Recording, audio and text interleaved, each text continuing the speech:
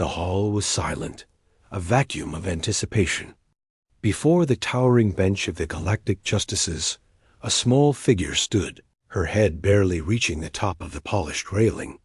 She was a child of Earth, 8 years old, dressed in a simple blue tunic. Her name was Ilara. Beside her, a bulky legal representative from the Human Protectorate shifted his weight. The nervous movement loud in the quiet. Chief Justice Vorlin, a being of slender grace and silver, compound eyes, peered down. His voice was a dry rustle. The petition for cultural reconsideration of Earth's status is denied. The presented art forms, while earnest, lack the requisite complexity to demonstrate a nuanced, sentient consciousness worthy of full integration. You remain a protectorate, not a partner. The representative began to protest, citing symphonies and literature. Vorlin raised a delicate hand. We have reviewed your Beethoven, your Shakespeare. They are primitive patterns. The foundational music of the cosmos requires a mathematical and emotional harmony your species has not evidenced. Our ruling is final. Ilara had not spoken. Her large eyes, the color of Earth's seas, were fixed on the center of the room. There, upon a raised dais, sat the accord. It was not an instrument as humans knew it. A seamless oval of dark material, it was interface and icon, the ultimate expression of galactic culture. To even attempt its play was to converse with the universe's very structure. Few outside the elder races could coax more than a single, pure tone from it. Justice Vorlin noticed her gaze. A flicker of something like pity crossed his chiseled features. Child, do you comprehend the proceedings? Ilara's voice was a small, clear bell in the vast chamber. You said our music is simple. It is a matter of scale and depth, Vorlin clarified, not unkindly. The great pieces of the accord span multisensory spectrums and temporal harmonics. A true masterpiece can take a standard hour to perform. The shortest recognized concert piece in our canon requires 7 minutes of perfect, unbroken concentration. It is a threshold of consciousness. Ilara took a small step forward. May I try? A murmur, a soft susurrus of clicking and hums, flowed through the assembled justices and alien observers. The human representative paled. Ilara, no. It's not. We shouldn't? Vorlin studied her. The request was unprecedented, a breach of decorum. Yet to deny it might seem cruel. It would also be a definitive, silent lesson. The accord responds to intent, to cognitive architecture. It is not a toy, but you may approach. Place your hands upon it. You will see. Ilara walked to the dais. The accord loomed over her. Up close, it seemed to drink the light. She did not hesitate. She raised her small hands and placed them flat upon the cool surface. For a moment, nothing. The justices relaxed. A human child, predictably, could not even awaken it. Then the air shimmered. The accord glowed from within, a deep, resonant blue. A single perfect note filled the hall, vibrating in the bones of every being present. It was the note of Earth, pure and undiluted. Vorlin nodded. A clean tone. A respectable first step. But you see, that is all it can.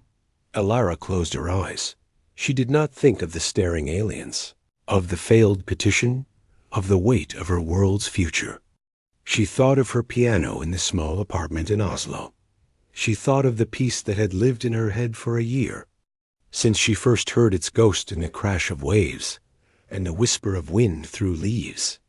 A piece of impossible difficulty, a storm of notes and silences that her small hands could not yet physically play on ivory keys. But the accord did not need physical keys. It needed the pattern. It needed the soul of the song in her mind. She built the architecture. The towering, resonant bass chords, like tectonic plates, shifting. The frantic, glittering arpeggios of a meteor shower. The slow, aching melody of a lonely planet orbiting a distant sun. It was a sonata of human existence. Brief, brilliant, fragile, and enduring. She held the entire, devastatingly complex structure in her mind, complete and whole. In the real world. 3 seconds passed. The accord exploded into light and sound. It was not a performance. It was an event. The hall vanished. For every being present, a universe bloomed in their consciousness. They felt the hot, chaotic birth of a star, the gentle pull of a tide, the fierce joy of a first breath, the profound sorrow of a last goodbye. They saw human history not as a timeline, but as a symphony. The thunder of revolutions, the delicate duet of a lullaby, the complex, discordant counterpoint of war and peace, resolving into a hard-won, fragile harmony. The music was visual, tactile, emotional. It was the sum of humanity, compressed into a single, overwhelming chord of experience. It ended. The light died. The silence that followed was absolute. A new entity, thick and profound. Elara removed her hands from the accord, which now dimmed to mere stone. She blinked, looking slightly surprised, as if waking from a deep dream. In the bench, Justice Volin was motionless. One of his delicate hands was pressed to the smooth chitin of his chest. His compound eyes reflected the stunned faces of the chamber. The human representative was weeping silently, tears cutting tracks through the dust on his face. Vorlin stood. His voice, when it came, was fractured. What was that? Alara looked up at him. A hard piece. The one I couldn't play on my piano. It's all I could think of. A 3-second burst, whispered another justice. A bulky being of molten rock, its voice the crackle of cooling lava. It contained epics, the full emotional resonance of a Class 12 symphony. In 3 seconds. The accord recorded it, stated a third, its tentacles fluttering over a data readout. The density of information, the emotional encoding. It rewrote the core definition of a masterpiece in our database. The previous 7-minute minimum has been invalidated. Vorlin stepped down from the bench, moving as if in a trance. He knelt before Alara, bringing himself to her eye level. The gesture sent a shockwave through the observers. A Chief Justice did not kneel. "Little one," he said, his rustle now soft with awe. "Your people? You hold such vastness within such fleeting vessels. You do not stretch your art out to prove your longevity. You compress infinity into a moment to prove your intensity. We failed to perceive it. Our standards were a measure of length, not depth." He rose and turned to the assembled court. "The petition is not merely reconsidered. It is obsolete. We did not come here to judge a species today. We came here to be given a gift, a lens through which to see the universe anew. The protectorate status is hereby dissolved." He looked back at Alara, who simply waited, the ghost of her impossible music still hanging in the air.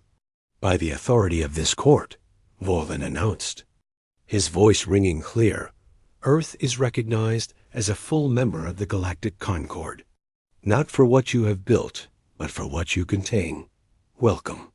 The human representative finally found his voice, choked with emotion. "Thank you, Your Honors. Thank you." Alara tugged gently on the hem of Vorlin's robe. He looked down. "Does this mean," she asked quietly, "I can go home now?" "My practice time starts soon." A sound like soft wind through leaves filled the chamber. It was Justice Vorlin laughing, a sound none in the hall had ever heard before. "Yes, child," he said, "you may go home. And tell your teacher." He paused, searching for the concept. "Tell your teacher that the universe is waiting to hear what you play next." News of the event of the brilliant pianist spread across the stars. It was not recorded as a legal proceeding, but as a cultural awakening. The piece Alara played, officially catalogued as Earth Sonata, Compression in E major became the shortest, most densely packed work in the galactic canon. Musicologists would spend lifetimes unpacking its layers. Other races attempted brevity, but none could match the profound, poignant density of the human spirit contained within those 3 seconds. And on Earth, in a small apartment in Oslo, a little girl practiced her scales on an old upright piano. The weight of interstellar diplomacy was done. Now there was only the next note, the next phrase, the next difficult piece waiting to be mastered, one measure at a time. Outside her window, the stars shone a little brighter, a little closer, listening.